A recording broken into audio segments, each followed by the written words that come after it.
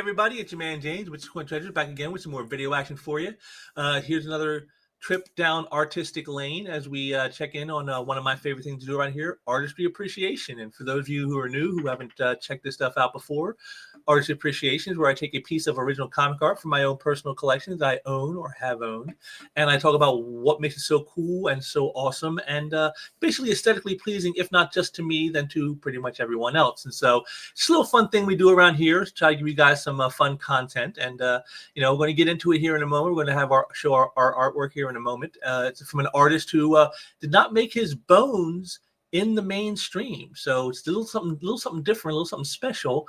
Also a little spicier than the usual stuff you've been seeing around here. But we'll get into that in a moment. But before we do, I want to thank you all for joining me today and say, if you like what you see here, please drop a like down there on the video to help out the algorithm. It's always appreciated.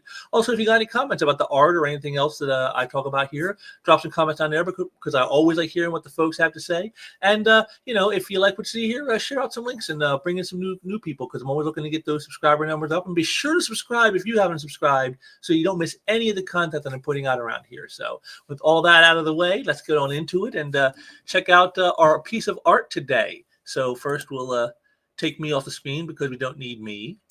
And then we'll bring up our art.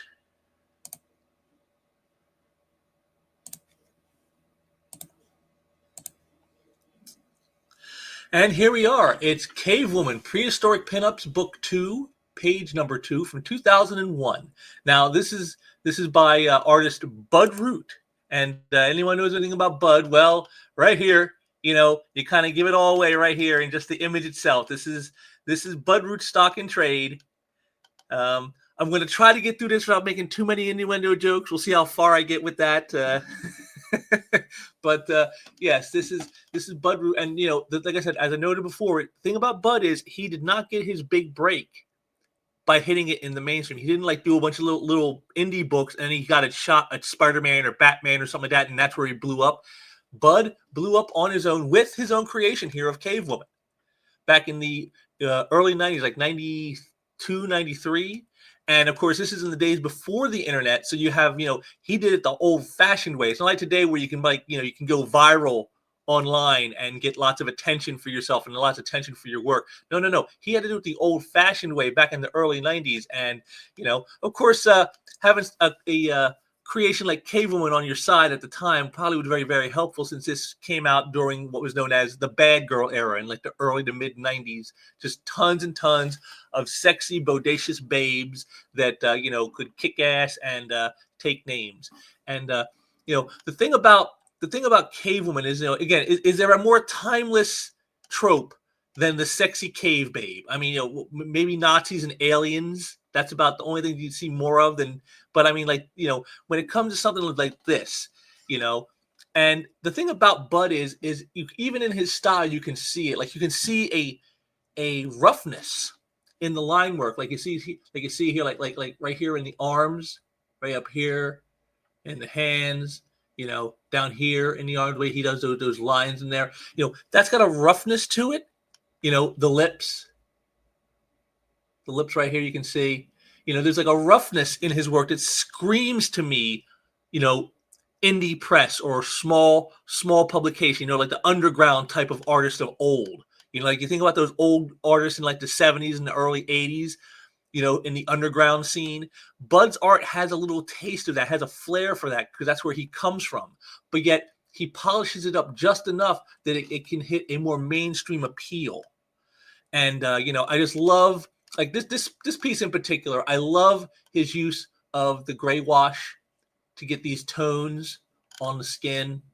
You get, like right here on this leg is a perfect example. You go from pitch black right here, and you just go out until it's stark white, the highlight. And and you got all the gradation in between.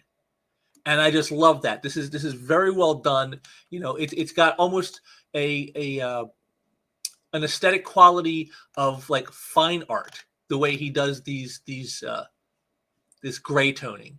And I'm a big fan of that in black and white is the gray tones, because it brings not such as a harsh contrast. Like some art you see, it's like, you what they call high contrast, where you go from like darks to bright whites, like very sharply. There's not a lot of gradation in between. But I actually prefer something like this with the gradations in between, giving that texture, indicating to you that the highlights, indicating to you that this is not just simply, one or the other. It's not the binary of high contrast. It's got the shades of gray, as it says, and I love that about it. Of course, the subject matter, that Bud is known for. I mean, right here we can all see what that is.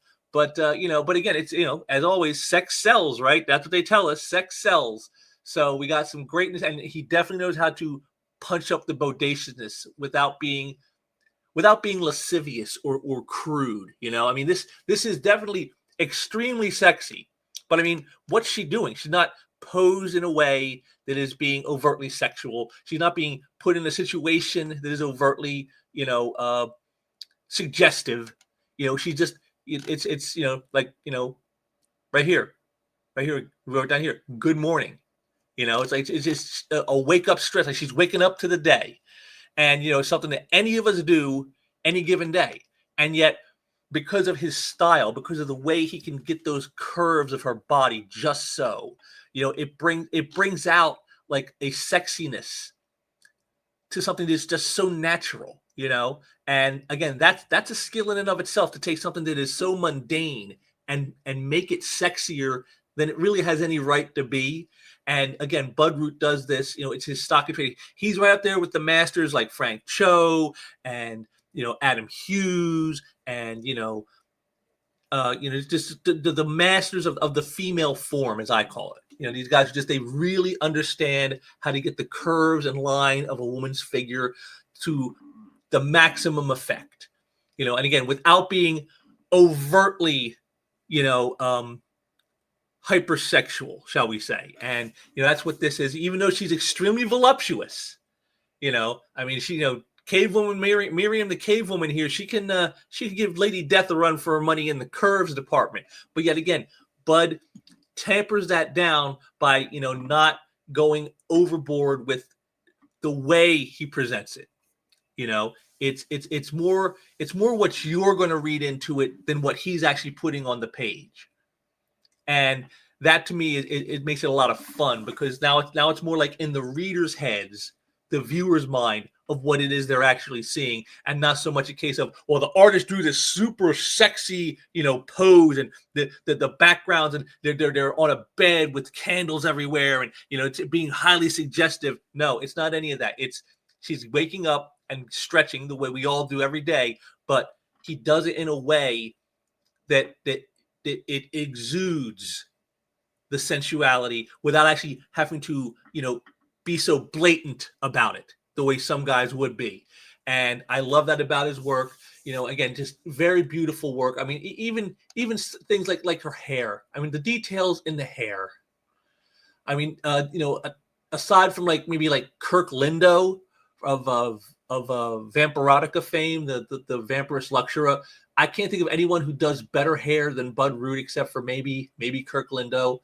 And again, it's the way they get the fine details, like every the curls right here and down here. I mean, just to get that in, to make sure whereas some guys, a lot of guys wouldn't mess with it. Just a few quick lines, maybe a quick thick bold line, and that's it. And that's another thing too, is that's how you can tell Bud is more underground in the art style. Like as you saw in my last one I did, where I showed you the great Dick Dillon doing Superman.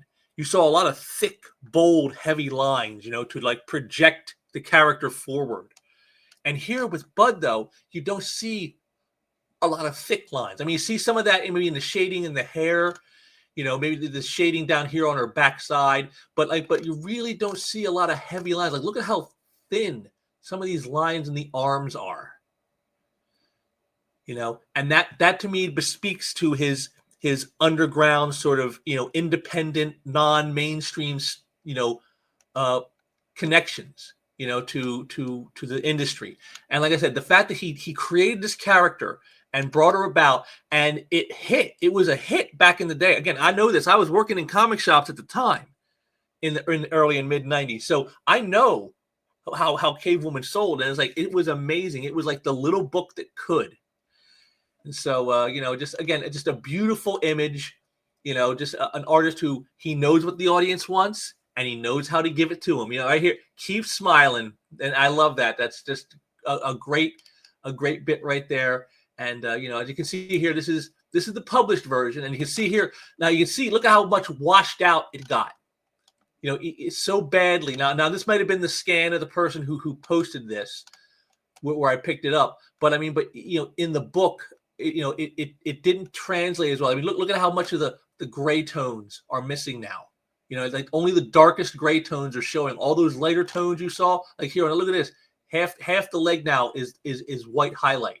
Whereas before you saw it was just a small area, and now it's a lot thicker because some of those finer gray tones didn't translate into the scanning of the image, in the printed version. And just to give you a taste, if you think Bud can only do black and white, well, of course, here's our cover, and you can see right here, he's very much adept with the color work, and there it is. Sexy cave babes and dinosaurs. Is there any tropes, like I said, more classic than this? I don't think there are. I don't think you're going to find very many people who would find anything to say is more, such a well-used trope. And yet you would think with it being so well-worn, it would get tired. And yet, like I said, Bud made this character into practically an icon of her own. And again, this isn't a time when, you would think that like icons were like gone. There was, he didn't have the internet to help him out. He wasn't creating something new that no one's ever seen before. Very well-worn tropes, and yet he made it into something significant. And again, his eye for color is just as good as his eye with the gray tones, as far as I'm concerned. Again, just Bud Root he's like the local boy does good type thing. He's a guy who started out in the small press, and that's where he got his fame. He didn't have to translate into the mainstream to suddenly become popular among the people. He was popular all on his own long before any of that. And so, like I said, this is why I like his style. Very beautiful work, very sexy work. It's just, it's just, to me, everything that a small press guy wants to be, and most of them aren't. They don't usually have the kind of talent you see here on display from Bud Root. They don't have the chops to get some of that refinement and detail that he does, yet still keep his underground sensibilities. It's usually very amateurish, whereas this doesn't feel amateurish. This feels professional, even though it's not of a mainstream type of work. And that's something that's very difficult to do. It's very, because usually guys, even when they're starting out, their work is not the best because they are new, and so they do feel a little amateurish. But almost like right out of the gate, Bud Root was like this. It's like, wow, that's just amazing to think. Again, well-worn concepts, and just sex sells and just run with it. And that's exactly what he did. And again, my hat's off to him. He's definitely an artist. I think a lot of people, have come to love and appreciate, but I don't think they often wonder why. Sometimes they kind of just look at the superficial aesthetics on the surface, and they never really go much beneath it. But I like to go beneath the surface, and look into a little bit deeper than that. And like I said, it's easy to see why you may not want to in a case of a character like Cave Woman, but believe me, there's more to it usually than you would ever realize that there actually is. And there you have it, folks. Bud Root, the small time guy who made a big time splash. So I hope you guys enjoyed checking that out. I hope you enjoyed seeing some sweet art there, and I enjoyed bringing that to you. And I thank you again all for joining me today. And just give you a quick reminder, to like, subscribe, and to leave some comments and share it out, and help me build up this channel, as I'm always trying to do. I thank you all for joining me today. I'm gonna be back soon with some more stuff. As we all know, we got some stuff coming up here with Halloween, and that's my favorite time of year. So I got some stuff planned. I got something planned. We're going to see how it all works out, but hopefully it'll all work out well. I got some stuff I'll have for you for that. And also I want to make sure and make a note to drop down there and check out the description section, because I have a link to the second part of the chat I had with RJ over at the Fourth Age, where he talked about some great comic runs. Now, in the first one, it was more like his comic runs he was talking about. In this one, it's all me, baby. All the runs I'm telling you should check out. And so definitely, I had a lot of fun doing that with him. I thank RJ for having me on. And, guys, you can check that out if you didn't see it when it happened, because it did happen kind of quick. He kind of even started earlier than I had expected. And so, it was kind of like a last minute thing, but go down there and check it out. And like I said, maybe you'll see some cool stuff there as well. And I will be back soon with some more stuff. And so until next time, take care.